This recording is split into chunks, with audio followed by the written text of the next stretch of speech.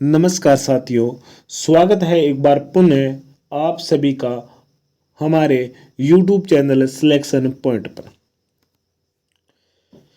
साथियों, आज का जो हमारा अध्ययन का जो टॉपिक रहेगा वो है मारवाड़ और बीकानेर क्षेत्र में जो किसान आंदोलन थे उनके बारे में।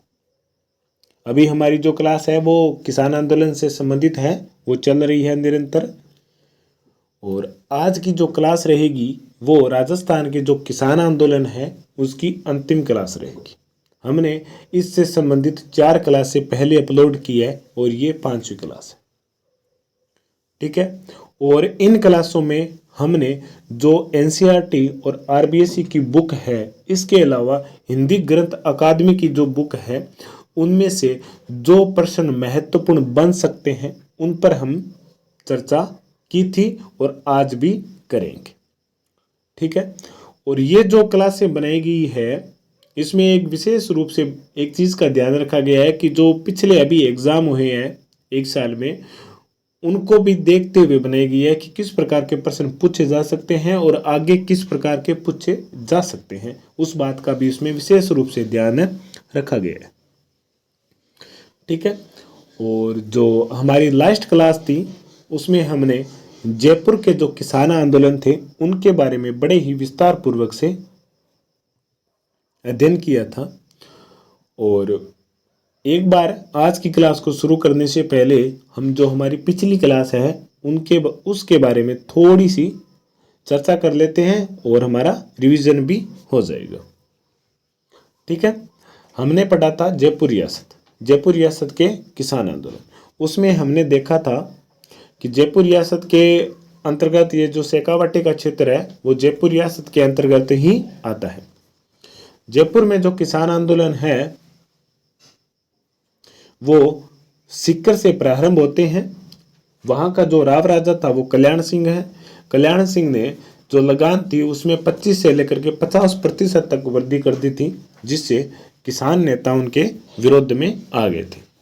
इसके बाद में राजस्थान सेवा संघ के संस्थापकों में से एक थे राम नारायण चौधरी, वो भी इस किसान आंदोलन से जुड़ गए थे, ठीक है।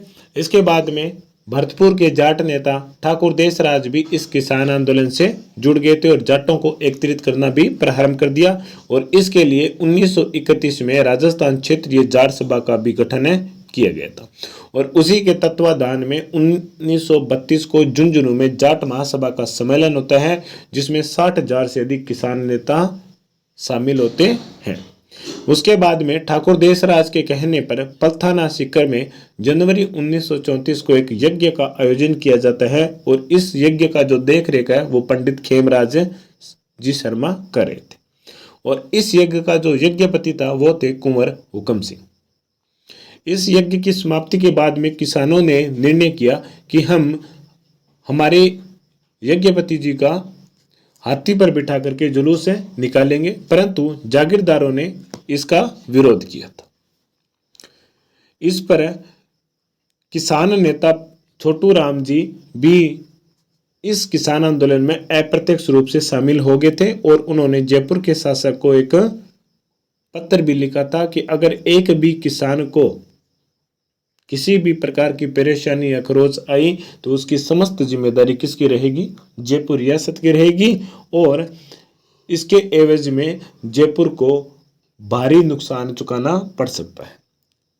इससे क्या हुआ कि जो जागीरदार थे उन्होंने थोड़ी स्थिरता दिखाई और किसानों को जुलूस निकालने की इजाज़त भी दी और स्वयं में सजा हुआ हाथी भी दिया था। इसके बाद में जो किसान आंदोलन था वो थोड़ा सा कमज़ोर पड़ गया था, परंतु एक घटना होती है सीहोर के ठाकुर मान सिंह के द्वारा सोतियावास में किसान पत्नी के साथ दुर्व्यवहार करते हैं, जिसके कारण किशोरी देवी के नेतृत्व में 25 अप्रैल 1934 को कटरा तल में 10,000 से अधिक महिलाएं एक सम्मेलन में भाग लेती हैं और ये ठाकुरदारों जो ठाकुर हैं उनके द्वारा अपमानित किए जाने पर उनके विरोध करने के लिए, ठीक है। इसमें उमा देवी भी थे, दुर्गा देवी, रमा देवी, ये भी महत्वपूर्ण महिला नेता थी। इन्होंने भी इस आंदोलन में भाग लिया था। और ठीक इसके एक साल बाद यानी कि 25 अप्रैल 1935 को कुंदन गांव की एक घटना होती है। ठीक है, अब यह याद रखना कि कुंदन गांव का संबंध किस किसान आंदोलन से है, तो शेखावाटी या जयपुरिया से।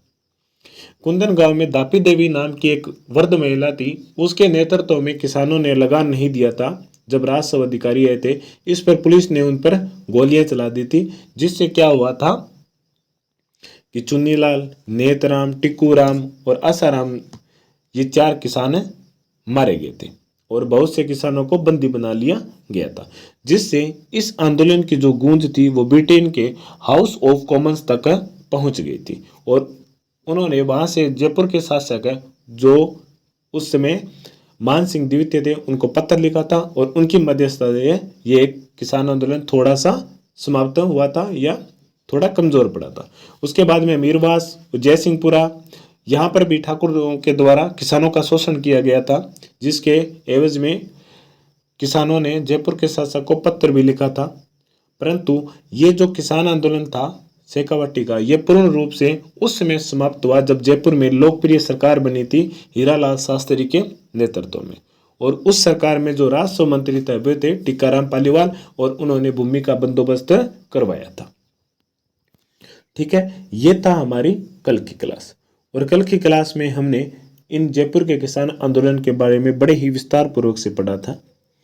ठीक है, आज की क्लास को हम शुरू करने से पहले हम हमारे वीडियो में जो पिछली क्लास है उस पर एक बार अवश्य चर्चा करते हैं। चर्चा करने का कारण यह होगा कि इससे आपका 2 बार रिवीजन हो जाएगा। इस रिवीजन में 4 से 5 मिनट लगते हैं और आपको याद करने में और ज़्यादा सुविधा मिलेगी और कम समय में आप अच्छी प्रकार से याद कर पाओगे। ठीक है, तो चलिए हम शुरू करते हैं आज की क्लास। आज की क्लास रहेगी हमारी किसान आंदोलन से संबंधित अंतिम क्लास, और इसमें हम मारवाड़ और बीकानेर रियासत में जो किसान आंदोलन हुए थे उनके बारे में चर्चा करेंगे। सबसे पहले हमारा जो ध्येय है वो ये है कि आपको सफलता एक दिन में नहीं मिलेगी, परंतु एक दिन अवश्य आएगा जिस दिन आपको अपनी सफलता मिलेगी। The success does not come in one day but it will surely come one day, यानी कि आपको सफलता एक दिन में नहीं मिलेगी, परंतु ये श्योर है कि अगर आपने सच्ची मेहनत और लगन से अपने लक्ष्य को प्राप्ति करने के लिए प्रयास किया है तो एक ना एक दिन अवश्य मिलेगी। ठीक है, तो चलिए हम शुरू करते हैं मारवाड़ के किसान आंदोलन के बारे में। हम बात करते हैं मारवाड़ के किसान आंदोलन। मारवाड़ का किसान आंदोलन में क्या हुआ था कि 1938 में किसानों ने मारवाड़ लोक परिषद नामक की एक संस्था स्थापित की थी। इस संस्था का मुख्य उद्देश्य था कि किसानों को एकत्रित करना है और उन्हें जागीरदारों और राज्य सरकार के विरुद्ध में आंदोलन के लिए प्रेरित करना है। परंतु जागीरदारों ने क्या किया, 1941 में इसी के समकालीन मारवाड़ किसान सभा नाम से एक समांतर सभा का गठन किया था ताकि वो किसानों को 2 भागों में बांट ले और उनको कमजोर करे। परंतु जागीरदार इस मामले में सफल नहीं रहे और मारवाड़ लोक परिषद के ये जो आंदोलन था वो लगातार चलता गया था। ठीक है, मई 1938 में मारवाड़ लोक परिषद की स्थापना की गई थी। इसमें सन है वो याद रखना। इसी परिषद ने किसानों को मांगों का जोरदार समर्थन किया तथा सरकार की आलोचना भी की थी। किसने?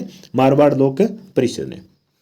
इसके बाद में किसान आंदोलन को कमजोर करने के लिए मारवाड़ किसान सभा नामक की एक समांतर सभा 1941 में जागीरदारों के द्वारा स्थापित की गई थी ताकि किसानों को आपस में एक दूसरे से बांट दिया जाए और उनके संगठन को कमजोर कर दिया जाए। परंतु किसान नहीं टूटे थे और जागीरदार इस मामले में क्या रहे थे, असफल भी रहे थे। किसानों का आंदोलन कमजोर करने के लिए मारवाड़ किसान सभा नामक एक समांतर सभा का गठन जून 1941 में किसके द्वारा किया गया था? जागीरदारों के द्वारा। अब इसमें अगर कठिन प्रश्न बन सकता है तो वो यही है कि मारवाड़ किसान सभा का गठन किसके द्वारा किया गया था, तो वहां पर ऑप्शन सबसे पहले किसान ही होंगे और हम क्या होंगे कि आसान प्रश्न को देखकर थोड़ा एक्साइटेड हो जाते हैं और कॉन्फिडेंस के चक्रों में किसानों को कर देते हैं। तो आपको यह ध्यान में रखना है कि ये जागीरदारों के द्वारा स्थापित की गई थी। मारवाड़ लोक परिषद के द्वारा जो आंदोलन प्रारंभ किया गया था उसे कमजोर करने के लिए। इसके बाद में किसान आंदोलन क्या हुआ था कि इस किसान आंदोलन को हरिजन नामक एक समाचार पत्र में प्रकाशन किया गया था, जिसके बाद में क्या हुआ कि यह किसान आंदोलन थोड़ा और ज्यादा चर्चा में आ गया। इस पर राज्य ने तुरंत कार्यवाही करते हुए क्या किया कि भूमि बंदोबस्त का कार्य हेतु आदेश भी दे दिए थे। मारवाड़ किसान आंदोलन को हरिजन समाचार पत्र में राज्य की आलोचना छपने के बाद में दिसंबर 1943 में दरबार ने जागीरों में भूमि बंदोबस्त का आदेश भी दे दिया था। अगली कड़ी में देखते हैं कि 28 मार्च 1942 को लोक परिषद के कार्यकर्ताओं ने चंदावल नामक गांव में उत्तरदायी शासन दिवस बनाया था। कौन सा दिवस बनाया था? उत्तरदायी शासन दिवस। अब इसमें ये बात बहुत बहुत महत्वपूर्ण है और आने वाले परीक्षा एग्जामों में पूछी जा सकती है। अब इसमें 2 से 3 प्रकार के प्रश्न बन सकते हैं। नंबर 1 प्रश्न क्या बनेगा कि उत्तरदायी शासन दिवस कब बनाया गया था? तो हमारा उत्तर रहेगा 28 मार्च 1942 को। ठीक है। दूसरा प्रश्न आएगा वो ये होगा कि किस किसान आंदोलन में किसान नेताओं के द्वारा उत्तरदायी शासन दिवस बनाया गया था? तब हमारा आंसर रहेगा उसका मारवाड़ किसान आंदोलन। ठीक है। ये 2 प्रकार के प्रश्न। और तीसरा प्रश्न आएगा तो वो थोड़ा सा इससे और ज्यादा कठिन रहेगा। वो ये रहेगा कि चंदावल गांव जो कि किसान आंदोलन के समय चर्चा में रहा था उसका संबंध किस किसान आंदोलन से है? तब हमारा राइट आंसर रहेगा चंदावल गांव। क्या रहेगा? चंदावल गांव इस समय हमारा राइट आंसर रहेगा। ये गांव क्यों बता रहा हूं, व्यक्तियों के नाम क्यों बता रहा हूं, ये इसलिए महत्वपूर्ण है क्योंकि इनका जिक्र किताबों में किया गया है और जिन बातों को किताबों में जिक्र किया गया है आप उसे कंठस्थ कर लो क्योंकि उससे किसी भी प्रकार का प्रश्न पूछा जा सकता है। मैं पहले भी कई बार क्लासों में कह चुका हूं कि जब आप ये सोचते हो कि ये प्रश्न नहीं आएगा उसी समय आप ये सोच लेना कि एग्जामिनर का दिमाग यहां से चालू हो जाता है और वो यही प्रश्न देगा। अगर आपको सफलता चाहिए तो इसे गुरु मंत्र मानते हुए ध्यान में रखना कि जिस प्रश्न पर या जिस लाइन पर या जिस टॉपिक पर आप आकर यह कह देते हो कि ये प्रश्न नहीं आएगा, ये टॉपिक नहीं आएगा, ये लाइन नहीं पूछी जाएगी, आप उस लाइन को एकदम कंठस्थ कर लेना। परीक्षा में वो 100% वो प्रश्न, वो टॉपिक, वो लाइन पूछी जाएगी। ठीक है। तो आप इसे एक गुरु मंत्र मानते हुए ध्यान में रखना है क्योंकि आरपीएससी के अध्यक्ष ने भी ये बयान दे दिया है कि आप मूल किताबों पढ़ो और इधर उधर मत भटको और जो मूल किताबों पढ़ेगी उनका ही सिलेक्शन होगा। तो हमारी टीम ने क्या किया है कि आपको इधर उधर किताबों में न भटकना पड़े, इसीलिए इन सभी किताबों को एक क्लास में बनाने का प्रयास किया है। ठीक है। और ये आप पूर्ण रूप से विश्वास करो कि इनमें और कहीं से भी कोई भी बात उठाई नहीं गई है किसी भी गाइड से। इसमें सिर्फ और सिर्फ एनसीईआरटी, आरबीएसई और हिंदी ग्रंथ अकादमी की जो बुक है उनसे ही बातें रखी गई है, उनसे ही जो महत्वपूर्ण बिंदु है वो रखे गए हैं इन क्लासों में। ठीक है। और अगर आपको संदेह होता है तो आप किसी भी प्रकार का कोई भी बात पूछ सकते हो कमेंट बॉक्स में, मैं आपको उसके विद फोटो प्रूफ दे सकता हूं। और आप एग्जाम भी देख लो, अभी जो रीट का हुआ है उस रीट में एसएसटी वाले पेपर में जो जिसका सॉल्यूशन मैंने करवाया था उस क्लास को आप एक बार अवश्य देखना। उस क्लास में मैंने बताया था कि कक्षा 6 से लेकर के 12 तक की जो किताबें हैं ना, जिस व्यक्ति ने वो किताबें पढ़ी है ना उसके 120 से प्लस % सही होंगे, सिर्फ और वो किताबें। इसके अलावा और उसने कोई भी गाइड अगर नहीं पढ़ी है ना तो उसके 120 से प्लस % सही होंगे, क्योंकि मैंने लाइन एक एक लाइन को बताया कि इस किताब से इस लाइन को उठाया गया। ठीक है। तो चलिए हम आगे चलते हैं। इसी किसान आंदोलन से संबंधित एक और घटना आती है, वो है डाबड़ा कांड। क्या आती है? डाबड़ा कांड। डाबड़ा कांड जो कि डीडवाना से संबंधित है। डाबड़ा कांड का संबंध किससे है? डीडवाना से। किससे है? डीडवाना से। डीडवाना में डाबड़ा नामक एक स्थान है जहां पर 13 मार्च 1947 को किसानों की एक सभा का आयोजन किया गया था। और यह सभा कहां पर किया आयोजित होगी थी? ठीक है, डाबड़ा गांव से है। और इस सभा में जो नेता शामिल हुए थे उनमें जो प्रमुख हैं उनका नाम यहाँ पर लिखा हुआ है, बताता हूं आपको। इस लोक परिषद में मथुरा दास माथुर, द्वारका दास पुरोहित, राधा कृष्ण बोहरा, किशनलाल साहा, नरसिंह कछवा, बंशीधर पुरोहित, हरिंद्र कुमार चौधरी और CR चौपासनी वाला, ये सभी जो प्रमुख किसान नेता थे वो मोतीलाल जी के घर डाबड़ा गांव में एकत्रित हुए थे। और इस पर क्या हुआ था कि पुलिस, राजकीय पुलिस ने इस घर पर आक्रमण कर दिया था और मोतीलाल जी के भाई और पिता की मारकर उनको मार डाला था और उनकी माता का एक पैर काट दिया था और उनकी पत्नी को कुरूप किया दिया था। और ये डाबड़ा गांव में पूरे राजस्थान और भारतवर्ष में इस घटना के कारण चर्चा में आ गया था। ठीक है, दो कांड होते हैं, एक मिलते जुलते हैं, एक डाबड़ा कांड है, दूसरा कांगड़ा कांड है। डाबड़ा कांड का संबंध मारवाड़ से, कांगड़ा कांड का संबंध बीकानेर से है, जो हम आगे पढ़ेंगे। ठीक है, और ये घटना हुई कब थी? 13 मार्च 1947 को। इस बात का भी आप ध्यान रखना। 28 मार्च 1942 को उत्तरदायी शासन दिवस चंदावल गांव में, 13 मार्च 1947 को डाबड़ा गांव में डीडवाना में क्या हुआ था? डाबड़ा कांड के नाम से एक घटना हुई थी जिसमें मोतीलाल चौधरी के यहाँ पर किसान नेता एकत्रित हुए थे और पुलिस ने उन पर आक्रमण कर दिया था। ठीक है, ये सभी नेता डाबड़ा गांव पहुंचे थे और मोतीलाल चौधरी के निवास स्थान पर एकत्रित हुए थे। इस पर जागीरदारों ने क्या किया? मोतीलाल के घर पर हमला कर दिया, जिसमें मोतीलाल की माता का पैर भी काट दिया गया था और इनके पिता भाई को मार डाला और उनकी पत्नी को कुरूप भी बना दिया गया था।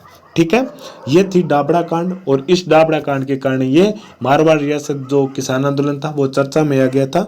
और इसके बाद में जो मारवाड़ का शासक था उसने थोड़ा संज्ञान लेते हुए किसानों की मांगों को पूरा किया था। और उसके बाद में ये किसान आंदोलन धीरे धीरे कमजोर हो गया। और जैसे ही मारवाड़ में लोकप्रिय सरकार बनी थी उसके बाद में ये किसान आंदोलन पूर्ण रूप से समाप्त भी हो गया था। ठीक है, चलिए आगे चलते हैं। आगे हम देखेंगे बीकानेर राज्य का किसान आंदोलन। ठीक है, बीकानेर राज्य का किसान आंदोलन पढ़ने से पहले हम मारवाड़ के जो किसान आंदोलन था उसके बारे में एक बार रिवीजन और कर लेते हैं। इसमें सबसे पहले हम देखते हैं कि 1938 में मारवाड़ लोक परिषद की स्थापना होती है। इसका उद्देश्य किसानों को एकत्रित करना और जागीरदारों के विरुद्ध आंदोलन के लिए प्रेरित करना। जागीरदारों ने 1941 में मारवाड़ किसान सभा का गठन किया था ताकि इस जो मारवाड़ लोक परिषद की स्थापना की गई थी उसको कमजोर करना और उसे दो भागों में बांट देना, किसानों को कमजोर कर देना।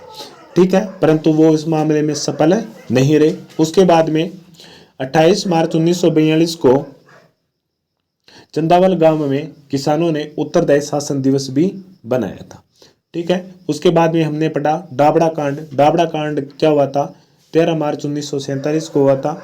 और इसमें क्या था? मोतीलाल चौधरी के घर पर किसान नेता एकत्रित हुए थे और इनकी मांगे थी कि किसानों को जो जिस प्रकार शोषण हो रहा था कि उनको उनके विरुद्ध में हमें किस प्रकार आंदोलन करना है, किस प्रकार इस आंदोलन की रूपरेखा बनाने पर चर्चा करने के लिए हुआ था। और इस पर जागीरदारों ने हमला कर दिया था जिसमें मोतीलाल के भाई और पिता को मार डाला था और उनकी पत्नी को कुरूप और उनकी माता का एक पैर भी काट दिया था, जिसके कारण यह आंदोलन बहुत ज्यादा चर्चा में रहा था। और इसके बाद में जब जोधपुर के शासक के द्वारा मध्यस्थता के बाद में यह आंदोलन धीरे धीरे समाप्त हुआ था। अब हम पढ़ेंगे बीकानेर के किसान आंदोलन, यानी कि आपनो बीकानेर। आपनो बीकानेर के बारे में पढ़ांगा। तो बीकानेर में पहले क्या था कि गंगानगर, हनुमानगढ़, ये चूरू वाला जो क्षेत्र है वो बीकानेर रियासत के अधीन था। ठीक है, और मारवाड़ किसान आंदोलन में अगर कोई गांव पूछा जाता है तो चंदावल गांव नाम याद रखना और डाबड़ा गांव भी नाम याद रखना। ये दोनों ही बातें महत्वपूर्ण है, पूछे जा सकते हैं। चंदावल गांव उत्तरदेय शासन दिवस के लिए महत्वपूर्ण था और डाबड़ा गांव जो डाबड़ा कांड हुआ था मोतीलाल चौधरी के घर पर। बीकानेर राज्य में कुल 2927 गांव थे। कितने थे? 2917 गांव थे। इन जिनमें से 1393 गांव जागीर क्षेत्र के अधीन थे। ठीक है, कितने? 1393 गांव। ठीक है, इसमें सिक्कर और शेखावटी के जाट आंदोलन बीकानेर राज्य के जाट किसानों पर भी प्रभाव पड़ा था। जो जयपुर रियासत में जाट किसान आंदोलन हुए थे शेखावटी क्षेत्र में, उसका प्रभाव बीकानेर पर भी पड़ा था। बीकानेर के जो जाट हैं उन पर भी पड़ा था।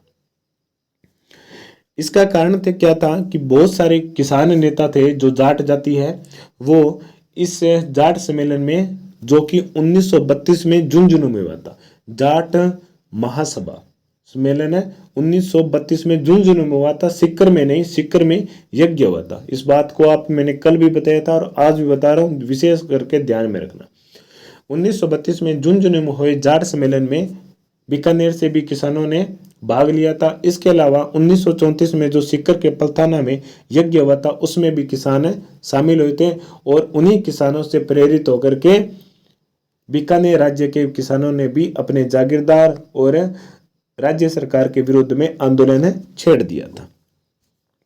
ठीक है, चलिए लाइन टू लाइन पढ़ते हैं। अभी बीकानेर के अनेक जाट प्रतिनिधि ने झुंझुनू में आयोजित अखिल भारतीय जाट महासभा के अधिवेशन में तथा सिक्कर में आयोजित 20 जनवरी 1934 को आयोजित विशाल जाट प्रजापति यज्ञ में भी सक्रिय रूप से भागी हुए थे, उसमें भाग लिया था। और उन्हीं से जो बीकानेर रियासत के जाट थे वो आंदोलन करने के लिए प्रेरित हुए और अपने अधिकारों को जाना था। उस समय बीकानेर राज्य के जागीर क्षेत्र में 37 प्रकार के लागे विद्यमान थे। कितनी? 37 प्रकार के। ये बात कोई ज्यादा महत्वपूर्ण नहीं है, छोड़ देना। और इसमें जो महत्वपूर्ण बात यह है कि जाट अखिल भारतीय जाट महासभा का सम्मेलन कब और कहाँ हुआ? 1932 झुंझुनू में। और इसके अलावा विशाल जाट प्रजापति महायज्ञ कहां पर आयोजित हुआ था? सिक्कर में, जनवरी 1934 में। आगे चलते हैं। ये आंदोलन जो सरकारी कुप्रबंध एवं अव्यवस्था के विरुद्ध में हुआ था। ठीक है, ये तो एक सामान्य घटना है क्योंकि हर किसान आंदोलन के पीछे यही कारण था कि राजकीय सेना के द्वारा, जागीरदारों के द्वारा किसानों का शोषण किया जाता था, बहुत सारी लागें ली जाती थी उनसे, तो जिसके कारण ये किसान आंदोलन प्रेरित हुए थे। और इसके अलावा पानीकर आबियाना वसूल करना भी इस आंदोलन का प्रमुख कारण था। आबियाना क्या होता है? पानीकर होता है।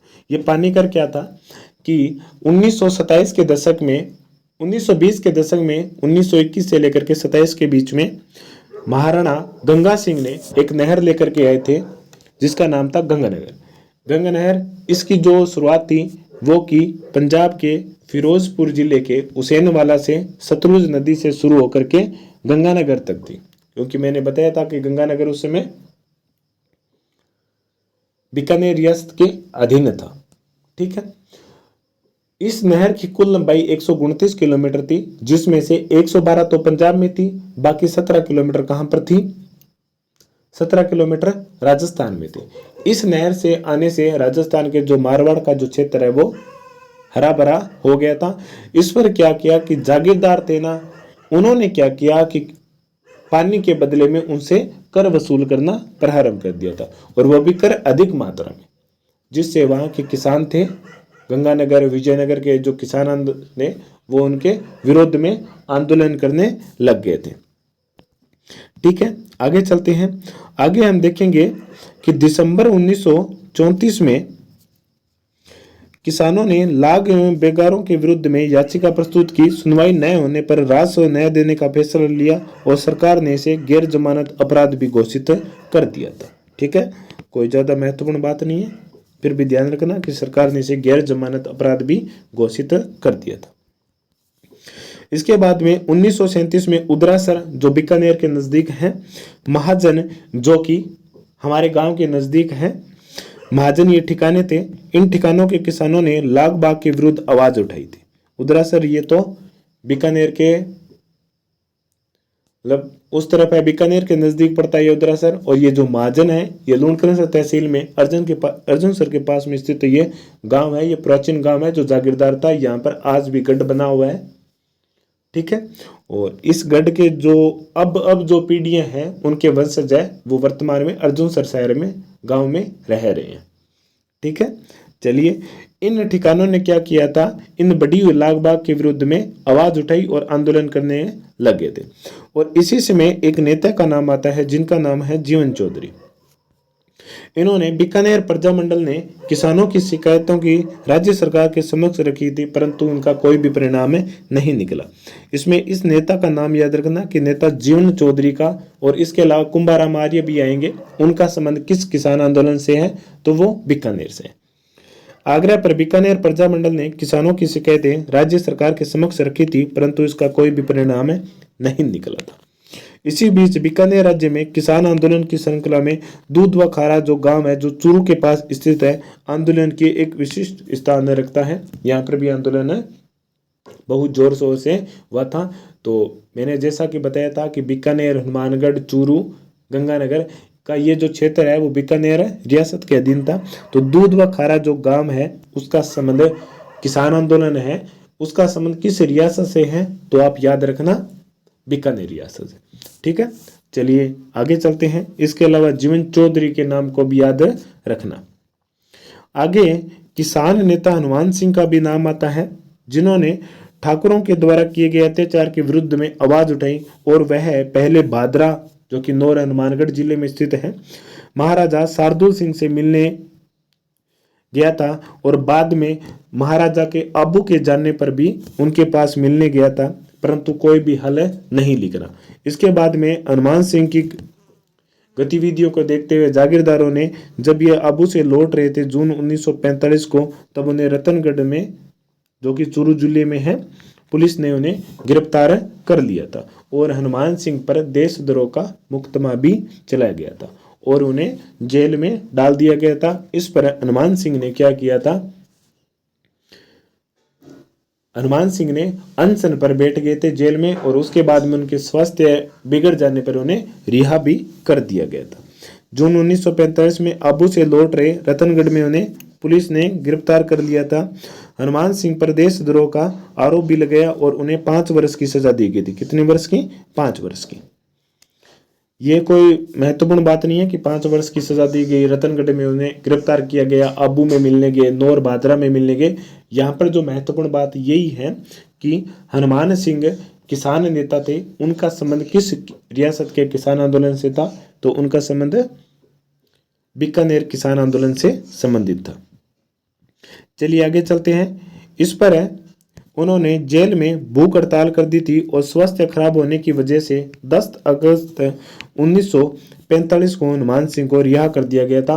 वैसे इसे 5 साल की सजा मिली थी, परंतु भूख हड़ताल से इनका स्वास्थ्य खराब हो गया था और उन्होंने 10 अगस्त 1945 को हनुमान सिंह को रिहा कर दिया गया था। बीकानेर का जो किसान आंदोलन है वो 1942 से लेकर के 1947 तक चला था, ठीक है। ये इसका समय काल है, ध्यान में रखना। आगे चलते हैं। इसी बीच 30 जून से 1 जुलाई 1946 को प्रजा परिषद ने रायसी नगर में एक राजनीतिक सभा का आयोजन किया था। इस तारीख को आप विशेष रूप से ध्यान में रखना, क्योंकि ये बहुत महत्वपूर्ण घटना है, क्योंकि इसमें बिरबल नाम के एक किसान नेता है, उनकी हत्या कर दी जाती है पुलिस के द्वारा। 30 जून से 1 जुलाई 1946 को रायसी नगर में एक राजनीतिक सभा चल रही थी।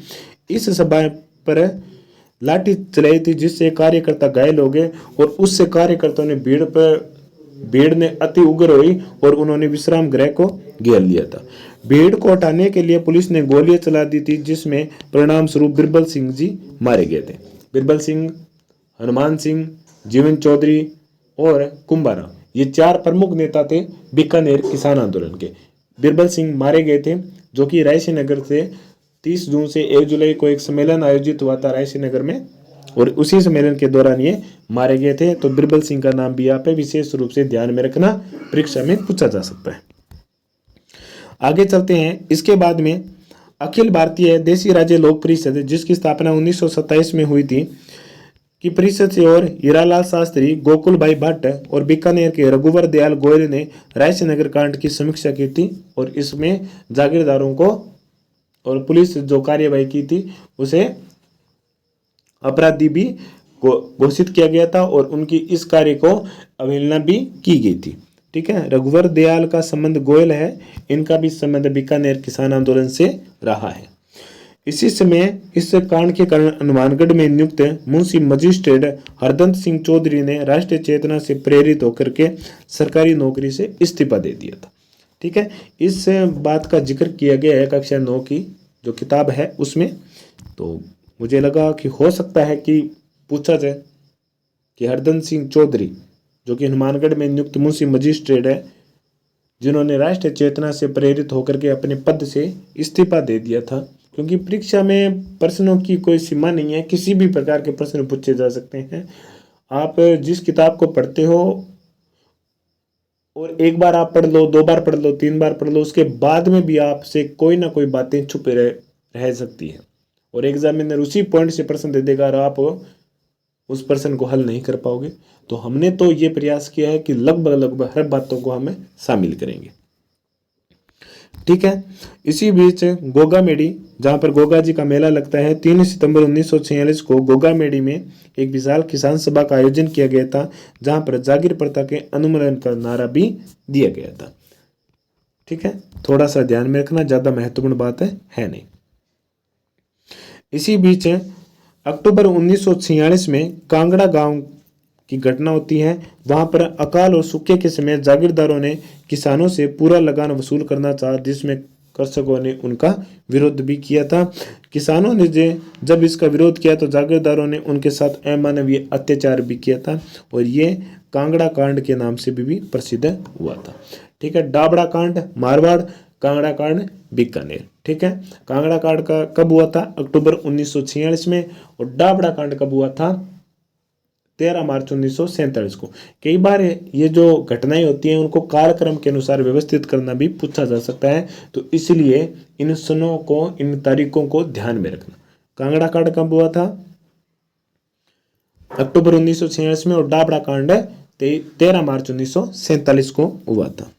अंततः क्या हुआ था कि 1948 में बीकानेर में लोकप्रिय मंत्रिमंडल का गठन हुआ था और उसके बाद में ये किसान आंदोलन क्या हुआ था? समाप्त हो गया था। ठीक है, और एक बात और है कि कुंभाराम आर्य जो कि बीकानेर किसान आंदोलन से जुड़े हुए थे, उनकी एक पुस्तक का नाम आता है जिसका नाम है किसान यूनियन क्यों। और इसे वेरी वेरी मोस्ट इंपोर्टेंट करके ध्यान में रखना, ये एक बार पूछा भी गया है ये प्रश्न और हो सकता है कि अगली भर्तियों में पूछा जाए। तो किसान यूनियन क्यों, ये पुस्तक का संबंध किस लेखक से है? तो कुंभाराम जी आर्य से। ठीक है, इसके अलावा बीकानेर जे किसान आंदोलन में जैसे कि दूधवा खारा, रायसीनगर, बिरबल सिंह और रघुवर दयाल गोयल, इसके अलावा जीवन चौधरी और कुंभाराम आर्य, इन सभी का संबंध किस किसान आंदोलन के से था? और इसके अलावा हनुमान सिंह के बारे में भी हमने देखा था। इन सभी का संबंध बीकानेर रियासत के किसान आंदोलन से था। ठीक है, तो एक बार थोड़ा सा रिवीजन कर लेते हैं बीकानेर के किसान आंदोलन के बारे में। बीकानेर जिसमें लगभग 2917 गांव थे, 1393 गांव जागीर क्षेत्र में थे, कोई महत्वपूर्ण बात नहीं है। बीकानेर के जाट किसान थे, वो शेखावाटी मोहित जाट किसान आंदोलन से प्रेरित हो चुके थे, क्योंकि झुंझुनू में आयोजित अखिल भारतीय जाट सम्मेलन में और सीकर में आयोजित जाट प्रजापति महायज्ञ में ये किसान नेता शामिल हुए थे। बीकानेर का जो किसान आंदोलन है वो पानी यानी कि आबियाना कर से भी संबंधित था। ठीक है, इसे महत्वपूर्ण मानते हुए ध्यान में रखना। इसके अलावा 1937 में उदरासर और महाजन ठिकानों के किसानों ने लागबाग के विरुद्ध आवाज भी उठाई थी और किसान नेता जीवन चौधरी ने प्रजामंडल की से सिफारिश की थी कि आप हमारी मांगों को सरकार के सामने रखो, परंतु कोई परिणाम नहीं निकला था।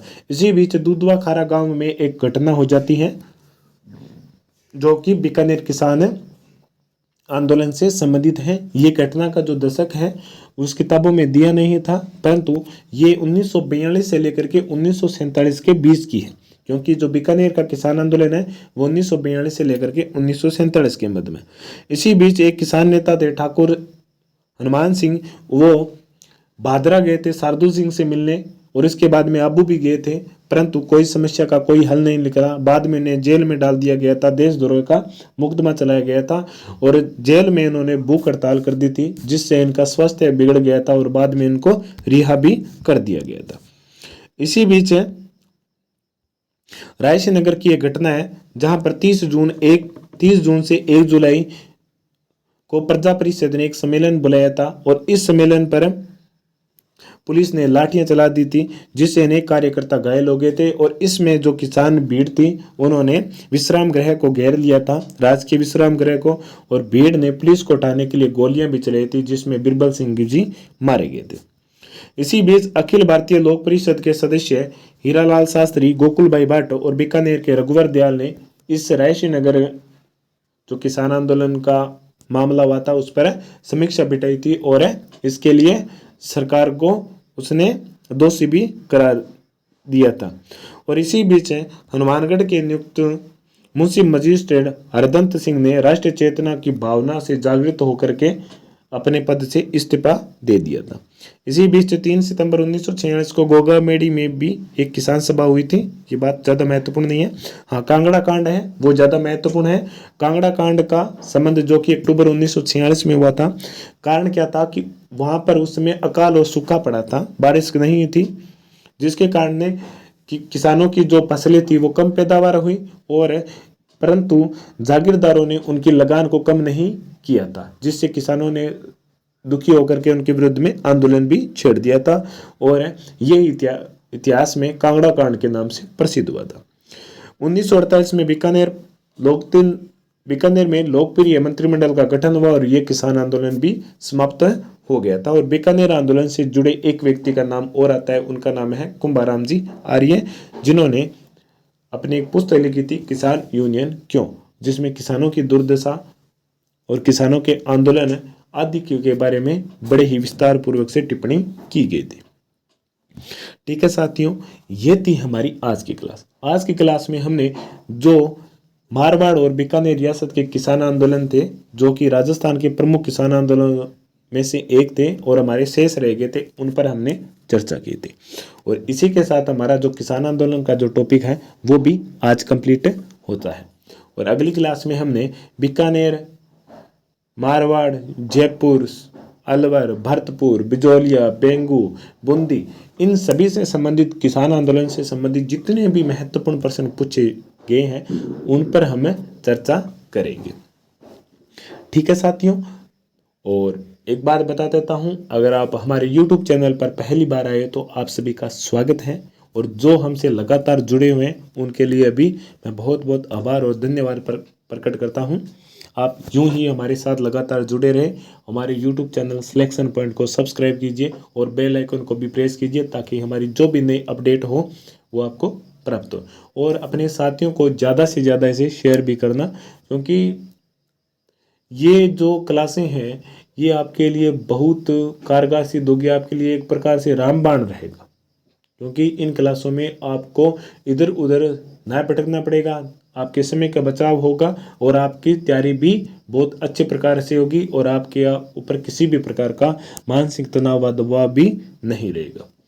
ठीक है साथियों, इसके अलावा हमारा एक टेलीग्राम अकाउंट भी है, जिसका लिंक YouTube चैनल के डिस्क्रिप्शन में दिया है। आप वहां से जाकर उसे ज्वाइन कर लेना, क्योंकि वहां पर हम हमारी इन क्लासों के जो PDF है वो भी उपलब्ध करवा देते हैं। ठीक है साथियों, मिलते हैं हमारी अगली क्लास में। जय हिंद, जय भारत।